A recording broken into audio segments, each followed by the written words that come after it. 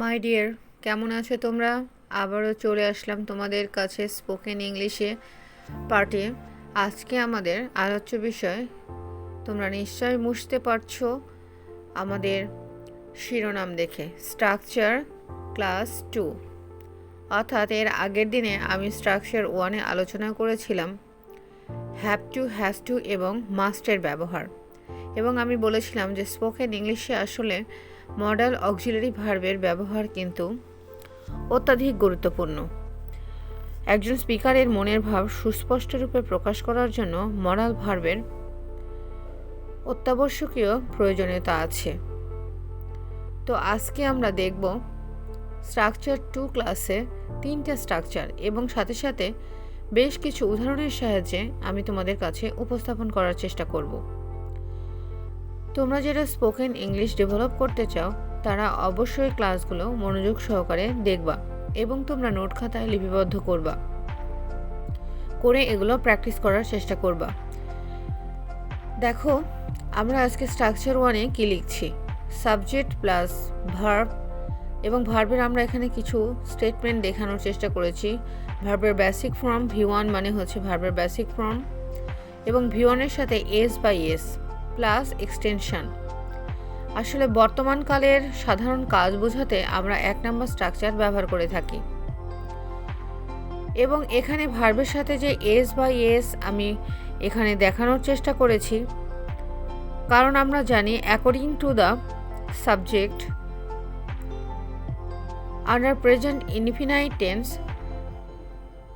অথবা present tense ভার্বের সাথে এস বা এস যুক্ত হয়। তো দেখো, আমি এখানে কি উদাহরণগুলো লেখার চেষ্টা করেছি। I use Facebook. I first person singular number, এখানে দেখো আয়ের সাথে আমরা ইউজ ব্যবহার করেছি, অর্থাৎ ভার্বের বেসিক ফর্ম ব্যবহার করেছি। আমি ফেসবুক ব্যবহার করি। We use Facebook. First person plural number, এখানে কি করেছি আমি, অর্থাৎ ভার্বের সাথে আমি এস বা এস যুক্ত করিনি। আমরা ফেসবুক ব্যবহার করি। হি অবলিক শি ইউজেস ফেসবুক, অর্থাৎ আমরা জানি according to the person first person এবং সেকেন্ড পারসনের সাথে আমার এস বা এস যুক্ত হচ্ছে না, কিন্তু থার্ড পারসন সিঙ্গুলার নাম্বারের সাথে কিন্তু ভার্বের এস বা এস যুক্ত হচ্ছে, যেটা আমি এখানে উদাহরণের সাহায্যে দেখিয়েছি। রানা নাউনের সাথেও কিন্তু দেখো এস বা এস যুক্ত হচ্ছে।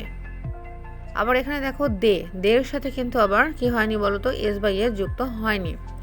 তাহলে এস বা এস এর যে ব্যবহারটা, এটা কিন্তু আমরা পারসন ওয়াইজ আমরা এটা ব্যবহার করছি। এখন চলে আসো পাস্ট টেন্সে।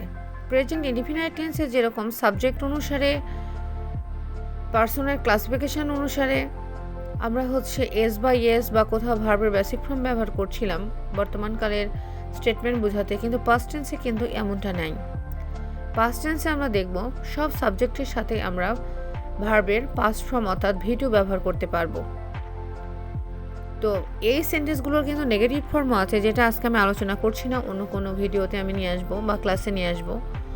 তো এখানে দেখো 2 নম্বর স্ট্রাকচারে আমি কিছু উদাহরণ ইউজ করেছি। এখানে আমি ভার্বকে এখানে ফোকাস করেছি প্রত্যেকটা জায়গায়। দেখো, I used Facebook, we used Facebook, আমরা ফেসবুক ইউজ করেছিলাম, আমি ফেসবুক ব্যবহার করেছিলাম।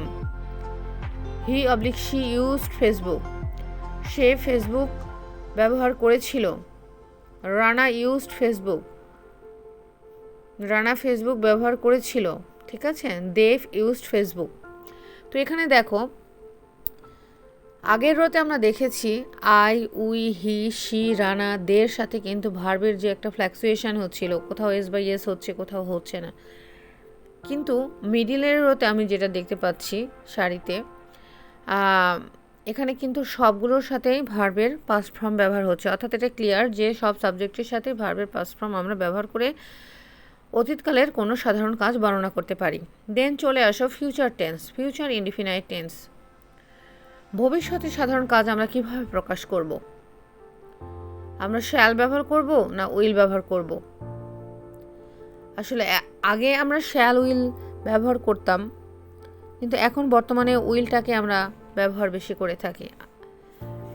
আমরা যখন ছোটোবেলায় দেখেছি তখন কিন্তু আয়ের সাথে শ্যাল ব্যবহার করছিলাম, উইয়ের সাথে শ্যাল ব্যবহার করছিলাম, কিন্তু এখন বর্তমান প্র্যাকটিসে আমরা সব সাবজেক্টের সাথেই উইল ব্যবহার করে থাকি। তো এখানে আমরা একটু দেখি যে আই উইল ইউজ ফেসবুক। আমরা জানি যে ভবিষ্যৎকালের কোনো কাজ এক্সপ্রেস করতে গেলে ব সাউন্ডটা চলে আসে।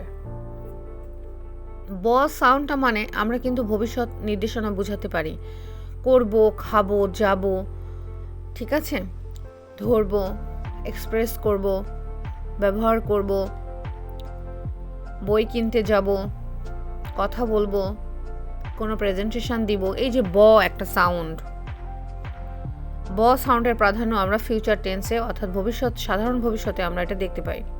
দেখো, আই উইল ইউজ ফেসবুক, আমি ফেসবুক ইউজ করব, ব, খেয়াল করো, নোটিস করো my dear. Will use Facebook, আমরা ফেসবুক ব্যবহার করব। হি অবলিক শি, দেখো এখানে কি বলছে, he oblique she will use Facebook, তারা ফেসবুক ব্যবহার করবে। সবই কিন্তু ব সাউন্ড আসছে, অর্থাৎ বাংলাতে চিনার উপায় সাধারণ ভবিষ্যৎ কাল, সেটা হচ্ছে যে ভার্বের অর্থাৎ ক্রিয়া শেষে ব সাউন্ডটা আমরা এখানে পাবো। তো আমরা এখানে তিনটা টেন্স আমরা এখানে ডিসক্রাইব করতে গিয়ে আমরা দেখলাম যে বর্তমান কাল অর্থাৎ সাধারণ বর্তমান কালে আমরা দেখতে পাচ্ছি যে according to the subject, according to the person আমরা ভার্বের সাথে এস বা ইয়েস বা কোথাও বেসিক ফর্ম ব্যবহার করছি। পাস্ট টেন্সে আমরা সব জায়গাতেই ভার্বের ভিটু ব্যবহার করতে পারছি, এখানে সাবজেক্ট নিয়ে তেমন কোনো সতর্কতা অবলম্বন করতে হচ্ছে না। এবং ফিউচার টেন্সে ওর সাবজেক্ট নিয়ে তেমন কোনো বিড়ম্বনায় আমাদেরকে পড়তে হচ্ছে না যে কোথায় উইল দেব, কোথায় কী করব। শুধুমাত্র আমাদেরকে একটু কনসার্ন রাখতে হচ্ছে সাধারণ বর্তমানকালে।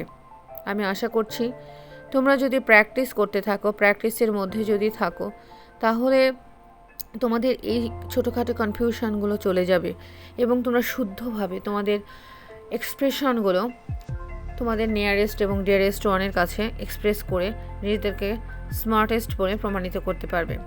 প্রাত্যহিক জীবনে বাংলার পাশাপাশি আমরা যদি আসলে ইংলিশে একটু ব্যবহার করতে পারি, তাহলে কিন্তু নিজেকেও একটু কি লাগে বলো তো, নিজেকেও একটু আপগ্রেডেড লাগে। আর কে আমরা না চাই বলো নিজেকে আপগ্রেডেড করে একে অপরের সামনে রিপ্রেজেন্ট করতে। আর এখন বর্তমান কালের যা পরিস্থিতি, তুমি যদি ইংলিশে ভালোভাবে দারিত্ব না বজায় রাখতে পারো, তাহলে না তুমি দেশের বাইরে গিয়ে কিছু করতে পারবা। এখন তো আমাদের সবারই একটা ডিজায়ার কাজ করে যে দেশের বাইরে গিয়ে নিজেদেরকে করব, এস্টাবলিশ করব। না তুমি সেটা করতে পারছো, না একটা ভালো জব পাচ্ছ, না কিছু করতে পারছো। সুতরাং তোমাদেরকে কিন্তু স্পোকেন ইংলিশে দক্ষতা অর্জন করতে হবে। আর আমি আশা করছি ওয়ার্ড এর পাশাপাশি আমি যে ক্লাসগুলো দিচ্ছি তোমাদের অনেক উপকারে আসবে এবং এভাবে আমি ক্লাসগুলো নিয়ে আসতে থাকবো। এবং প্রথম দিন আমি বলেছিলাম যে স্পোকেন ইংলিশের প্রধান শর্ত হচ্ছে কিছু স্ট্রাকচার জানতে হবে, প্রশ্ন করা শিখতে হবে, তোমার ভোকাবুলারি গ্যাদার করতে হবে, ঠিক আছে। তো আমরা স্ট্রাকচারের পাশাপাশি কিন্তু ভোকাবুলারির ক্লাসও দিচ্ছি। গত দিনে আমি স্ট্রাকচারের ক্লাস দিয়েছিলাম, স্ট্রাকচার 1, আজকে স্ট্রাকচার 2 দিলাম। আবার তার মাঝখানে একদিন সম্ভবত আমি ভোকাবুলারি নিয়ে কাজ করেছি, আগামী দিনে আসছি আবার ভোকাবুলারি নিয়ে। তোমরা যদি আমার সাথে থাকো এবং আমাকে তোমরা যদি এনকারেজ করো, আমি আশা করছি তোমাদের স্পোকেন ইংলিশ ডেভেলপ করার জন্য যে স্টেপ আমি একটু হলেও তোমাদেরকে সহযোগিতা করতে পারবো। আর আমি যদি তোমাদের পাশে থাকতে পারি আর আমারও অনেক ভালো লাগবে। তো যাই হোক, অনেক কথা বললাম, আমার কথাগুলো হয়তো তোমাদের বিরক্ত লাগছে। পাশে থাকো বন্ধুরা, পাশে থাকলে আমারও ভালো লাগবে আর তোমাদেরও ভালো লাগবে। Thank you.